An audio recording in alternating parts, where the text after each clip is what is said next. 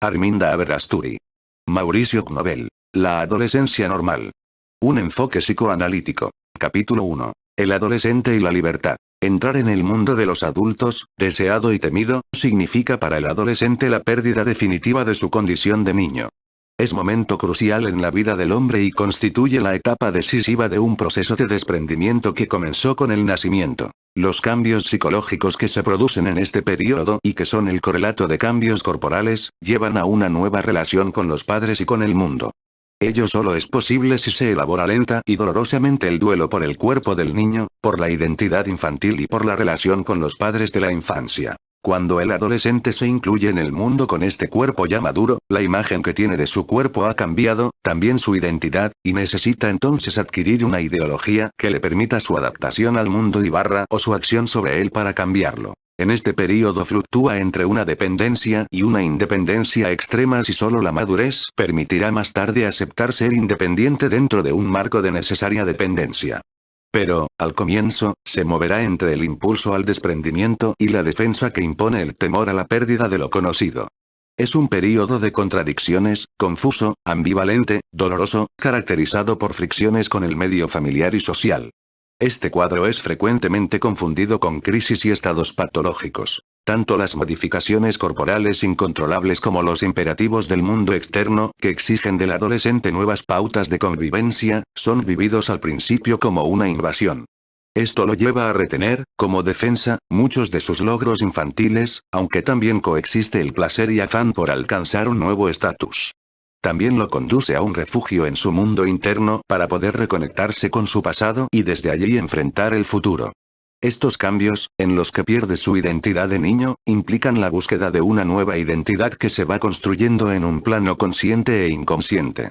El adolescente no quiere ser como determinados adultos, pero en cambio, elige a otros como ideales, se va modificando lentamente y ninguna premura interna o externa favorece esta labor. La pérdida que debe aceptar el adolescente al hacer el duelo por el cuerpo es doble. La de su cuerpo de niño cuando los caracteres sexuales secundarios los pone ante la evidencia de su nuevo estatus y la aparición de la menstruación en la niña y el semen en el varón, que les imponen el testimonio de la definición sexual y del rol que tendrán que asumir, no solo en la unión con la pareja sino en la procreación.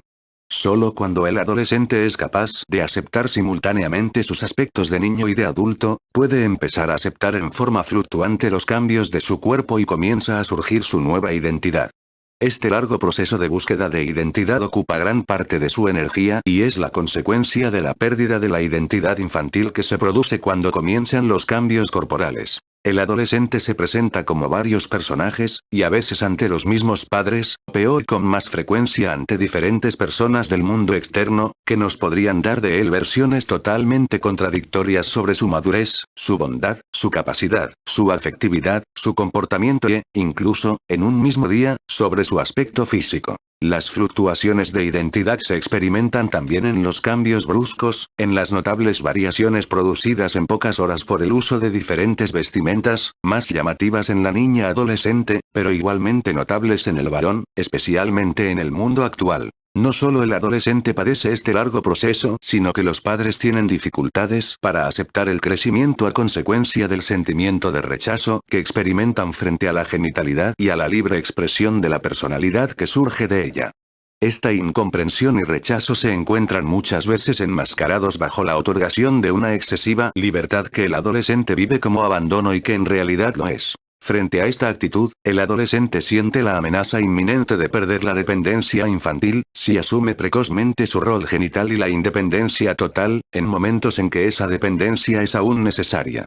Cuando la conducta de los padres implica una incomprensión de las fluctuaciones llamativamente polares entre dependencia e independencia, refugio en la fantasía afán de crecimiento, logros adultos refugio en logros infantiles, se dificulta la labor de duelo, en la que son necesarios permanentes ensayos y pruebas de pérdida y recuperación de ambas edades, la infantil y la adulta. Solo cuando su madurez biológica está acompañada por una madurez efectiva e intelectual que le permita su entrada en el mundo del adulto, estará equipado de un sistema de valores, de una ideología que confronta con la de su medio y donde el rechazo a determinadas situaciones se cumple en una crítica constructiva.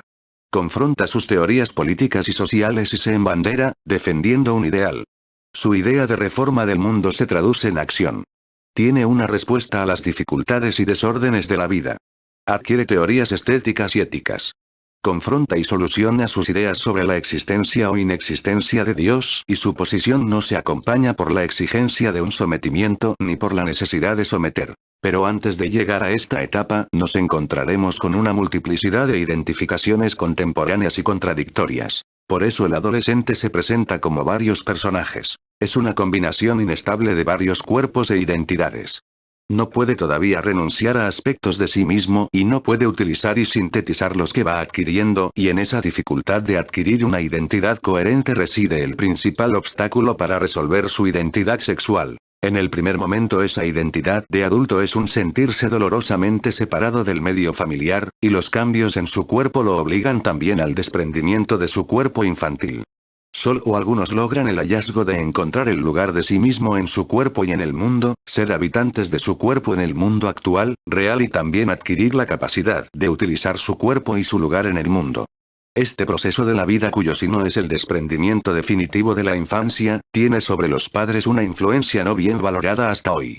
El adolescente provoca una verdadera revolución en su medio familiar y social, y esto crea un problema generacional no siempre bien resuelto. Ocurre que también los padres viven los duelos por los hijos, necesitan hacer el duelo por el cuerpo del hijo pequeño, por su identidad de niño y por su relación de dependencia infantil. Ahora son juzgados por sus hijos, y la rebeldía y el enfrentamiento son más dolorosos si el adulto no tiene conscientes sus problemas frente al adolescente. El problema de la adolescencia tiene una doble vertiente que en los casos felices puede resolverse en una fusión de necesidades y soluciones. También los padres tienen que desprenderse del hijo niño y evolucionar hacia una relación con el hijo adulto, lo que impone muchas renuncias de su parte. Al perderse para siempre el cuerpo de su hijo niño, se ve enfrentado con la aceptación del devenir, del envejecimiento y de la muerte. Debe abandonar la imagen idealizada de sí mismo que su hijo ha creado y en la que él se ha instalado. Ahora ya no podrá funcionar como líder o ídolo y deberá, en cambio, aceptar una relación llena de ambivalencias y de críticas. Al mismo tiempo, la capacidad y los logros crecientes del hijo lo obligan a enfrentarse con sus propias capacidades y a evaluar sus logros y fracasos. En este balance, en esta rendición de cuentas, el hijo es el testigo más implacable de lo realizado y de lo frustrado.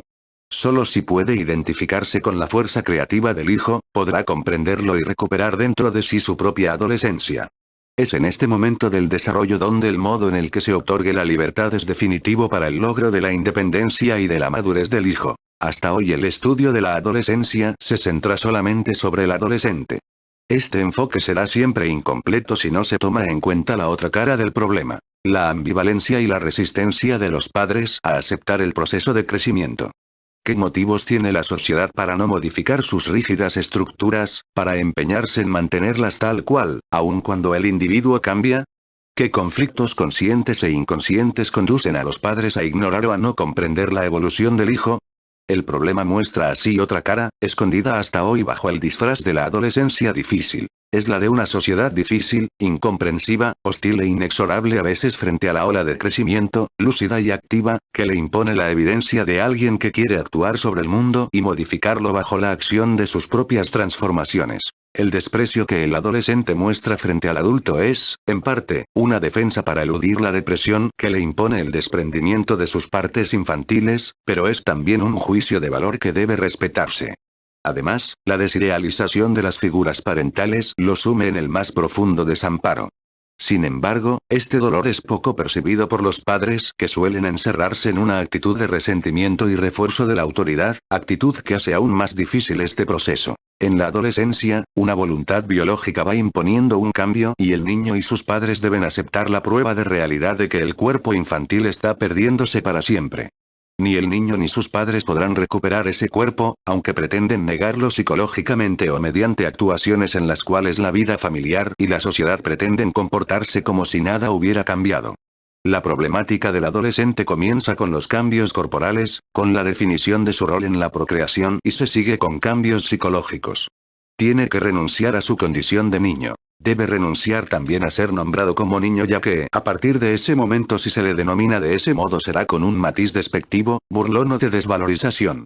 Además, debemos aceptar que la pérdida del vínculo del padre con el hijo infantil, de la identidad del adulto frente a la identidad del niño, lo enfrentan con una lucha similar a las luchas creadas por las diferencias de clases. Como en ellas, los factores económicos juegan un rol importante. Los padres suelen usar la dependencia económica como poder sobre el hijo, lo que crea un abismo y un resentimiento social entre las dos generaciones. El adulto se aferra a su mundo de valores que con triste frecuencia es el producto de un fracaso interno y de un refugio en logros típicos de nuestra sociedad alienada.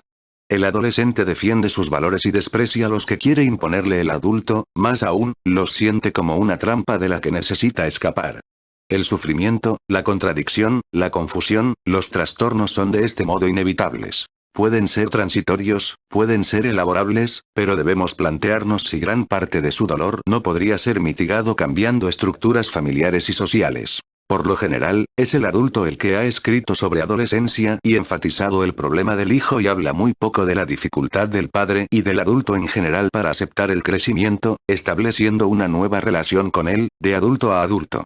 El adolescente siente que debe planificar su vida, controlar los cambios. Necesita adaptar el mundo externo a sus necesidades imperiosas, lo que explica sus deseos y necesidad de reformas sociales. El dolor que le produce abandonar su mundo y la conciencia de que se van produciendo más modificaciones incontrolables dentro de sí, lo mueven a efectuar reformas exteriores que le aseguren la satisfacción de sus necesidades en la nueva situación en que se encuentra ahora frente al mundo, las que, al mismo tiempo, le sirven de defensa contra los cambios incontrolables internos y de su cuerpo.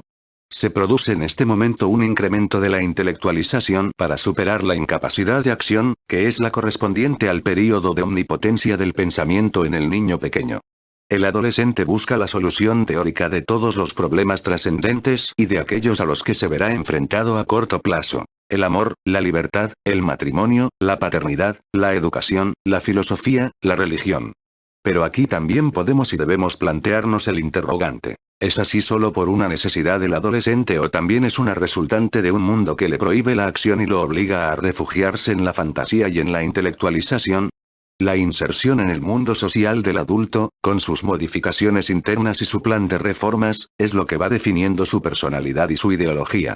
Su nuevo plan de vida le exige plantearse el problema de los valores éticos, intelectuales y afectivos. Implica el nacimiento de nuevos ideales y la adquisición de la capacidad de lucha para conseguirlos. Pero, al mismo tiempo, le impone un desprendimiento. Abandonar la solución del cómo sí del juego y del aprendizaje, para enfrentar el sí y el no de la realidad activa que tiene en sus manos. Esto le impone un distanciamiento del presente y, con ello, la fantasía de proyectar en el futuro y ser, independizándose del ser con y como los padres.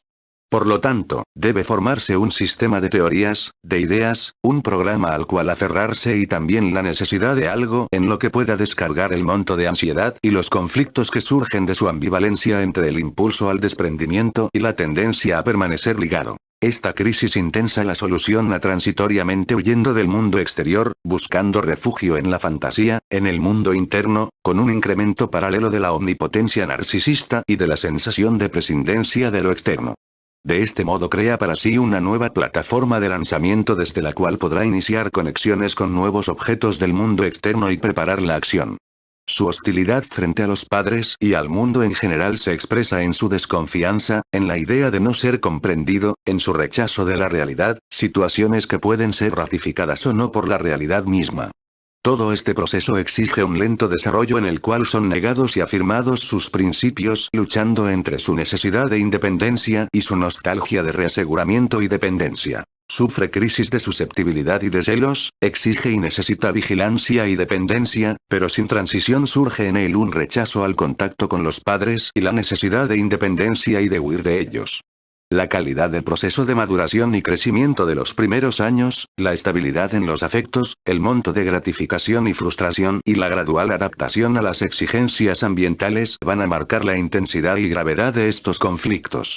Por ejemplo, Obtener una satisfacción suficiente, adecuada en el tiempo, a las necesidades fundamentales de la sexualidad infantil, incluyendo en esta satisfacción tanto la acción como la aclaración oportuna de los problemas, determinará en el adolescente una actitud más libre frente al sexo, del mismo modo que unas relaciones cordiales mantenidas con la madre determinarán en el varón una mayor facilidad en su relación con la mujer. Lo mismo ocurrirá en lo que se refiere a la niña con el padre. Sin embargo, la realidad ofrece pocas veces al niño y al adolescente estas satisfacciones adecuadas. Con todo este conflicto interno que hemos descrito, el adolescente se enfrenta en la realidad con el mundo del adulto, que al sentirse atacado, enjuiciado, molestado y amenazado por esta ola de crecimiento suele reaccionar con una total incomprensión, con rechazo y con un reforzamiento de su autoridad. En esta circunstancia, la actitud del mundo externo será otra vez decisiva para facilitar u obstaculizar el crecimiento. En este momento vivimos en el mundo entero el problema de una juventud disconforme a la que se enfrenta con la violencia, y el resultado es solo la destrucción y el entorpecimiento del proceso. La violencia de los estudiantes no es sino la respuesta a la violencia institucionalizada de las fuerzas del orden familiar y social.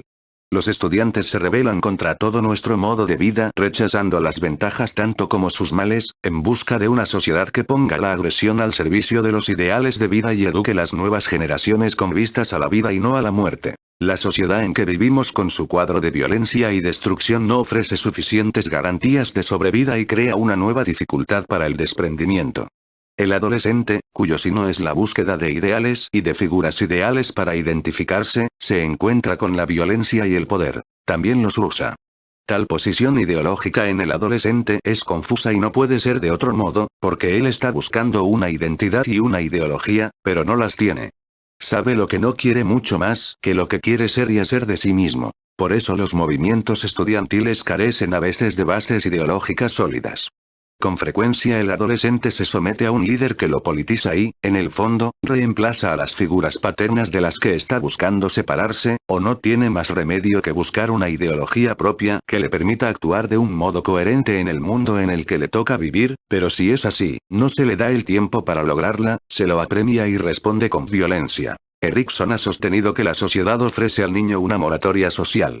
Por mi parte considero que esta moratoria social no es más que el contenido manifiesto de una situación mucho más profunda.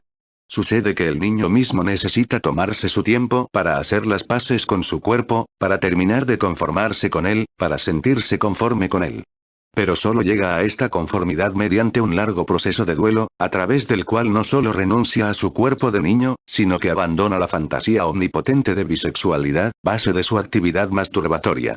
Entonces sí puede aceptar que para concebir un hijo necesita la unión con el otro sexo, y por lo tanto debe renunciar el hombre a las fantasías de procreación dentro de su propio cuerpo y la mujer a la omnipotencia maternal. En una palabra, la única forma de aceptar el cuerpo de otro es aceptar su propio cuerpo. Por eso, aparentemente sencillo, se alcanza con dificultad y a lo largo de la vida y se traduce en confusiones, trastornos y sufrimientos para asumir la paternidad o la maternidad. Todo este proceso lo lleva a abandonar su identidad infantil, y tratar de adquirir una identidad adulta que, cuando se logra, se encarna en una ideología con la cual se enfrentará al mundo circundante. La dificultad del adulto para aceptar la maduración intelectual y sexual del niño es la base de esa pseudo-moratoria social. Es llamativo, además, que solo se hayan señalado hasta ahora los aspectos ingratos del crecimiento, dejando de lado la felicidad y la creatividad plenas que caracterizan también al adolescente. El artista adolescente es una figura que la historia de la cultura ofrece repetidamente, y tanto en artistas como en hombres de ciencia se hallan testimonios de que toda su obra de madurez no es sino la concreción de intuiciones y preocupaciones surgidas en esta edad. Lo específico del conflicto de este periodo es algo totalmente inédito en el ser, su definición en la procreación y la eclosión de una gran capacidad creativa. Buscan logros y encuentran satisfacciones en ellos. Si estos logros son desestimados por padres y la sociedad, surgen en el adolescente sufrimiento y rechazo. Pero el diálogo del adulto con el joven no puede iniciarse en este periodo, debe ser algo que ha ido aconteciendo desde el nacimiento. Si no es así, el adolescente no se acerca a los adultos. Un ejemplo evidente de esta incomprensión. Al adolescente se le exige que defina su vocación y, al mismo tiempo, se le reprimen los primeros tanteos de esa vocación. Estos tienen el mismo significado que los primeros tanteos de la vida genital, los que, generalmente, no son valorados. Diremos que en la situación grupal familiar nos encontramos con lo que Marcuse señala para lo social. Si son violentos es porque están desesperados. A más presión parental, a más incomprensión frente al cambio, el adolescente reacciona con más violencia por desesperación y desgraciadamente es en este momento decisivo de la crisis adolescente cuando los padres recurren por lo general a dos medios de coacción: el dinero y la libertad. Son tres las exigencias básicas de libertad que plantea el adolescente de ambos sexos a sus padres: la libertad en salidas y horarios, la libertad de defender una ideología y la libertad de vivir un amor y un trabajo. De estas tres exigencias los padres parecen ocuparse en especial de la primera, la libertad en las salidas y horarios, pero más profundamente este control sobre las salidas y horarios significa el control sobre las otras libertades: la ideología, el amor y el trabajo.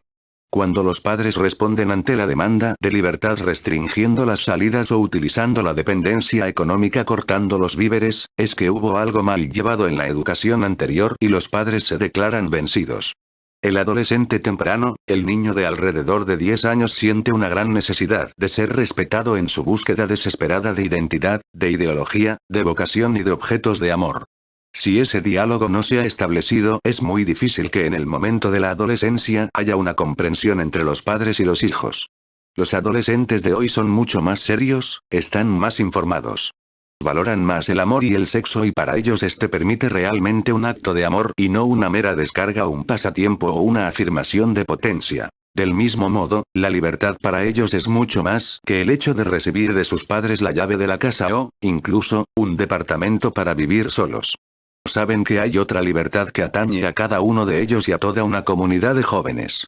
Muchos padres de la generación del 30 se sienten modernos cuando les dan a los hijos la oportunidad de tener aventuras o cuando frente a la hija defienden una ideología que consideran revolucionaria. Sin embargo, la posición de ellos frente al amor no es la misma que la de la generación actual.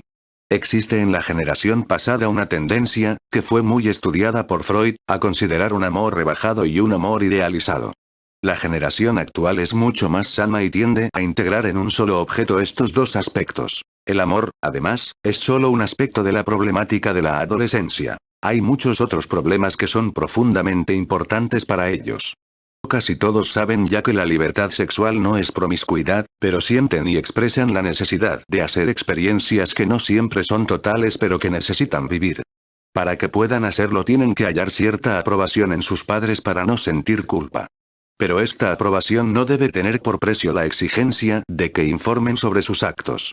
Necesitan vivir sus experiencias para ellos. Exigir información es tan patológico como prohibir y es muy diferente de escuchar. Hemos hablado de la importancia de la palabra, de la necesidad del adolescente de hablar de sus logros. Es frecuente que los padres se quejen de que ya no es posible hablar entre ellos, de que los hijos adolescentes toman la palabra y copan la situación. Esos padres no se han dado cuenta de que escuchar es el camino para entender lo que está pasando en sus hijos. El adolescente de hoy, como el de todos los tiempos, está harto de consejos, necesita hacer sus experiencias y comunicarlas, pero no quiere, no le gusta ni acepta que sus experiencias sean criticadas, calificadas, clasificadas ni confrontadas con las de los padres. El adolescente percibe muy bien que cuando los padres comienzan a controlar el tiempo y los horarios están controlando algo más: su mundo interno, su crecimiento y su desprendimiento. El joven sano de hoy está de vuelta de muchas de las problemáticas del adulto, diría que es más posible que el adulto aprenda del adolescente y no que el adulto pueda darle su experiencia. Los padres necesitan saber que en la adolescencia temprana mujeres y varones pasan por un período de profunda dependencia donde necesitan de ellos tanto o más que cuando eran bebés, que esa necesidad de dependencia puede ser seguida inmediatamente de una necesidad de independencia, que la posición útil en los padres es la de espectadores activos, no pasivos, y al acceder a la dependencia o a la independencia no se basen en sus estados de ánimo, sino en las necesidades del hijo. Para esto será necesario que ellos mismos vayan viviendo el desprendimiento del hijo, otorgándole la libertad y el mantenimiento de la dependencia madura. Para hacer estos tanteos es necesario dar libertad y para ello hay dos caminos. Dar una libertad sin límites, que es lo mismo que abandonar a un hijo. O dar una libertad con límites, que impone cuidados, cautela, observación, contacto afectivo permanente, diálogo, para ir siguiendo paso a paso la evolución de las necesidades y de los cambios en el hijo. El mundo moderno reserva a los jóvenes un sitio de nuevas dimensiones si se toman en consideración tanto la fuerza numérica de la juventud como el papel que son capaces de desempeñar en las transformaciones que exige el proceso de desarrollo económico, ideológico y social. Un dato aparecido en la revista de la UNESCO encierra dentro de su verdad matemática un pronóstico que aterrará a más de un adulto. Hablando de la juventud, señala que el aumento de la población del mundo representa la irrupción en escena de una enorme promoción de jóvenes. Se calcula que, en el año 2000, el número de habitantes entre 15 y 24 años, habrá aumentado de 519 millones a 1.128 millones. Me pregunto ahora si las tensiones y conmociones que hoy resultan de la irrupción del joven en la sociedad en que vivimos y su voluntad de intervenir en ella de una manera cada vez más activa no surgen tanto de la percepción de la fuerza que va adquiriendo como el miedo del adulto. Lo normal es que participen dentro de las inquietudes que son la esencia misma de la atmósfera social en la que les toca vivir, y si piden la emancipación no lo hacen en la búsqueda de llegar rápidamente al estado de adultos, muy lejos de ello, sino porque necesitan adquirir derechos y libertades similares a los que los adultos tienen, sin dejar por eso su condición de jóvenes. Toda adolescencia lleva, además del sello individual, el sello del medio cultural, social e histórico desde el cual se manifiesta, y el mundo en que vivimos nos exige más que nunca la búsqueda del ejercicio de la libertad sin recurrir a la violencia para coartarla. La prevención de una adolescencia difícil debe ser buscada con la ayuda de trabajadores de todos los campos del estudio del hombre que investiguen para nuestra sociedad actual las necesidades y los límites útiles que permitan a un adolescente desarrollarse hasta un nivel adulto. Esto exige un clima de espera y comprensión para que el proceso no se retarde ni se acelere. Es un momento crucial en la vida del hombre y necesita una libertad adecuada con la seguridad de normas que lo vayan ayudando a adaptarse a sus necesidades o a modificarlas, sin entrar en conflictos graves consigo mismo, con su ambiente y con la sociedad.